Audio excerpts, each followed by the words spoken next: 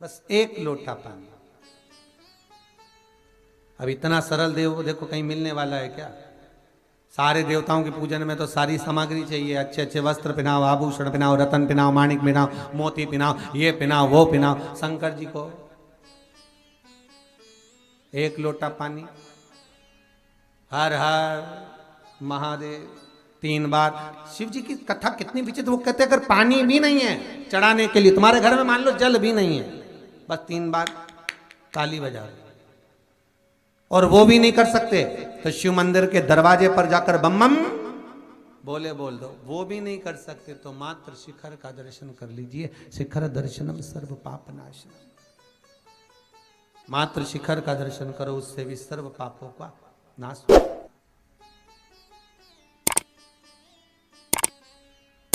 जल चढ़ाने का भी एक तरीका है। और शिव महापुराण की कथा कहती है कि जल जो भगवान शिव को चढ़ाया जाता है, उस 3 तरह का जल शंकर को समर्पित होता है। बहुत ध्यान से सुनना आज की कथा। 3 तरह का जल शिव को समर्पित होता है, और वो तीनों तरह के जल का अलग अलग भाव है महाराज।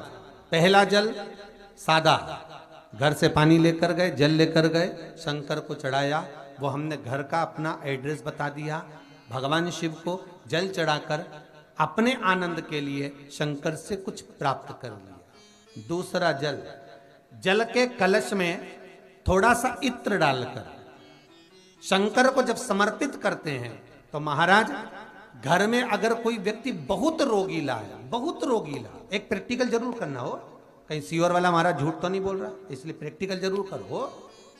प्रैक्टिकल करने में पीछे मत हटना, और प्रैक्टिकल करने के बाद लिख के भी भेजना कि हमने करा। डरना नहीं है अपने को। शिव महापुराण में, स्कंद पुराण में, नर्मदा पुराण में, भविष्य पुराण में, अग्नि पुराण में, नारद पुराण में, बरहा पुराण में, वामन पुराण में जितनी चीजें लिखी गई है, एक एक प्रैक्टिकल कर कर देखो।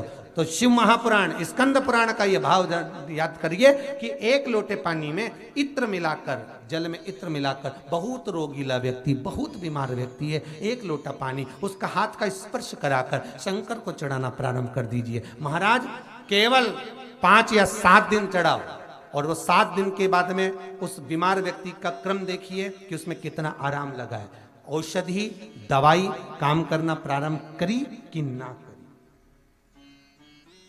केवल इत्र समर्पित, इत्र का जल। तो पहला जल सादा, दूसरा जल है इत्र का, और महाराज तीसरा जल जो शिव महापुराण के अंतर्गत कहा गया है, बेल पत्र का जल।